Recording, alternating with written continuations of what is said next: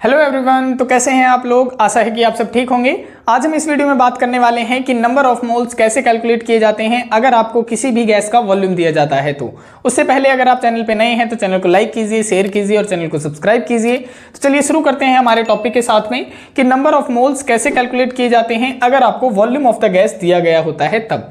उससे पहले आपको कुछ इंपॉर्टेंट कन्वर्जन्स पता होने चाहिए जो कि हमने यहाँ पे लिख दिए हैं। तो देखो, हमारा पहला कन्वर्जन है कि जो एक एटीएम की वैल्यू होती है ना, वो 1.01325 बार के बराबर होती है। और इसको अगर आप पास्कल में कन्वर्ट करेंगे तो इसकी मल्टीप्लाई किससे करवा देंगे, 10 की पावर 5 से मल्टीप्लाई करवा देंगे, वो पास्कल में कन्वर्ट हो जाएगी। सेकंड ओल्ड कन्वर्जन है आपका कि एक बार किसके बराबर होता है, 10 की पावर 5 पास्कल के बराबर होता है। यहाँ पे हमने लिख रखा है कि जो 1 लीटर होता है वो 1 डेसीमीटर क्यूब के बराबर होता है और 1 मीटर क्यूब 1000 लीटर के बराबर होता है। यहाँ पे हमने टेम्परेचर के बारे में बताया है कि अगर टेम्परेचर केल्विन में करना है तो डिग्री सेल्सियस में क्या ऐड कर देंगे आप, 273 ऐड कर देंगे।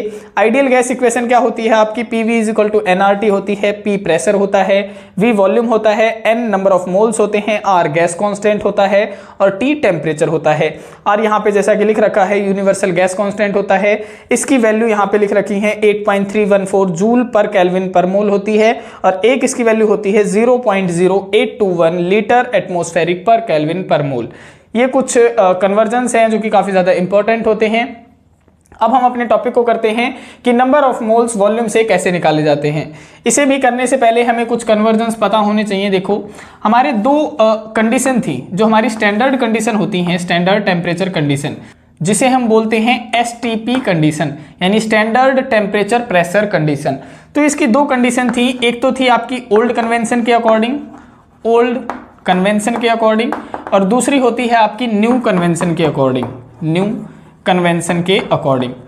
ओल्ड कन्वेंशन के अकॉर्डिंग आप क्या पढ़ते हैं कि जो आपका 273 केल्विन टेम्परेचर होता है, 273 केल्विन टेम्परेचर एंड एक एटीएम जो प्रेशर होता है, एक एटीएम जो प्रेशर होता है, उन कंडीशन को हम कहते हैं स्टैंडर्ड टेम्परेचर कंडीशन। और इन कंडीशन के दौरान जो volume of 1 mole of gas होता है, volume of 1 mole of gas, 1 mole of gas वो किसके बराबर होता है, वो होता है आपका 22.4 लीटर के बराबर। ये होता है आपका ओल्ड कन्वेंशन के अकॉर्डिंग। लेकिन न्यू कन्वेंशन के अकॉर्डिंग क्या होता है, जो स्टैंडर्ड टेम्परेचर कंडीशन होती हैं वो मानी जाती हैं 273 केल्विन तो टेम्परेचर माना जाता है एंड एक बार प्रेशर माना जाता है।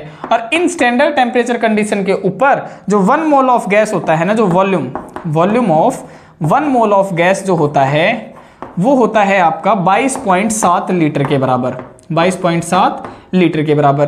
तो अगर आपको क्वेश्चन के अंदर दिया गया है कि ओल्ड कन्वेंशन है तो आपने ये वैल्यू इस्तेमाल करनी होती है, और अगर न्यू कन्वेंशन कह देता है तो आपने ये वैल्यू इस्तेमाल करनी होती है। तो अब हम आपको बताते हैं कि इसका फॉर्मूला क्या होता है नंबर ऑफ मोल्स निकालने का। अगर आपको वॉल्यूम दिया गया है तो ऊपर आप लिखेंगे given volume of the gas, जो आपको वॉल्यूम दी गई है, गिवन वॉल्यूम ऑफ गैस, और नीचे आप क्या लिखेंगे, नीचे आप लिखेंगे कि 1 मोल गैस की वॉल्यूम क्या होती है। तो हम न्यू कन्वर्जन के अकॉर्डिंग करते हैं, तो यहाँ पे क्या है 22.7 लीटर है, तो हम इसको डिवाइड कर देंगे 22.7 लीटर के हिसाब से। ये हमारा फॉर्मूला बन जाता है, ठीक है। तो इस फॉर्मूले के ऊपर अब अभी हम क्वेश्चन करेंगे थोड़े से। उससे पहले मैं आपको एक शॉर्ट ट्रिक बता देता हूँ कन्वर्जन की। अगर आपको क्या दिया गया है, वॉल्यूम से आपने मोल बनाने हैं, वॉल्यूम से आपने क्या बनाने हैं, मोल बनाने हैं, तो मैं इसको किससे डिवाइड कर रहा हूं, इसको डिवाइड कर रहा हूं 22.7 लीटर के हिसाब से, ठीक है। लेकिन अगर मुझे मोल से क्या बनाने हैं, वॉल्यूम बनाने हैं, मोल से क्या बनाना है, वॉल्यूम बनाना है, तो मोल की मैं मल्टीप्लाई कर दूंगा 22.7 लीटर के हिसाब से। तो ये आप शॉर्ट ट्रिक आप याद कर सकते हैं। अब हम इनके ऊपर कुछ क्वेश्चंस करेंगे जिससे आपको और भी अच्छे से समझ में आ जाएगा। देखो, क्वेश्चन नंबर फर्स्ट है हमारा, calculate number of moles of 11.2 litre of CO2 at STP condition. यानी आपको इतने लीटर CO2 गैस का वॉल्यूम दिया गया है, आपने नंबर ऑफ मोल्स निकालने हैं। तो नंबर ऑफ मोल्स का क्या फार्मूला था, फार्मूला था कि गिवन वॉल्यूम, जितनी वॉल्यूम दी गई है STP कंडीशन पे, डिवाइड में आप क्या कर देंगे 22.7 से आप डिवाइड कर देंगे 22.7। तो क्या दिया गया है, गिवन वॉल्यूम दी गई है 11.2 लीटर, डिवाइड में आप क्या कर देंगे 22.7 कर देंगे। ये कितने पे कट रहा है, देखो ये कट रहा है आपका 0.5 पे, तो 0.5 पे आप काट देंगे, ये आपके आ जाएंगे मोल। तो इस तरीके से आपने फॉर्मूला अप्लाई करना है। अब हम नेक्स्ट क्वेश्चन करते हैं। क्वेश्चन नंबर सेकंड है हमारा, calculate the volume of CO2 gas. आपने क्या निकालना है, आपने निकालना है वॉल्यूम CO2 गैस का at STP condition which contains 10 Avogadro number of O atom. यानी जिसमें 10 NaO एटम के दिए गए हैं। तो देखो आपने निकालना है वॉल्यूम, और वॉल्यूम निकालने के लिए आपको क्या निकालने पड़ेंगे, पहले मोल निकालने पड़ेंगे। मोल की आप मल्टीप्लाई करवा देंगे 22.7 के साथ में, फिर वो क्या निकल आएंगे, आपके वॉल्यूम निकल आएंगे। तो सबसे पहला काम है आपका मोल निकालना। और मोल कैसे निकलेगा, देखो यहाँ पे दिए गए हैं नंबर ऑफ एटम्स, यानी नंबर ऑफ पार्टिकल्स आपको दिए गए हैं। और इससे पिछले लेक्चर में हमने आपको बताया था कि नंबर ऑफ पार्टिकल से मोल कैसे निकाले जाते हैं। तो अगर आपने वो लेक्चर नहीं देखा है तो लिंक आपको डिस्क्रिप्शन में मिल जाएगा, वहां से आप देख सकते हैं। तो देखो आंसर आप किस तरीके से करेंगे, इसका सॉल्यूशन किस तरीके से करेंगे। सबसे पहले आप लिखेंगे number of moles of 10 NaO atom, यानी इतने एटम के नंबर ऑफ मोल्स कैसे आएंगे। तो 10 जो नंबर ऑफ एटम्स होते हैं वो ऊपर लिखे जाते हैं, डिवाइड में हम एवोगैड्रो नंबर से डिवाइड कर देते हैं। जैसे ही डिवाइड करते हैं वो क्या आ जाते हैं, नंबर ऑफ मोल्स आ जाते हैं। यानी यहाँ पे 10 मोल प्रेजेंट हैं ऑक्सीजन के।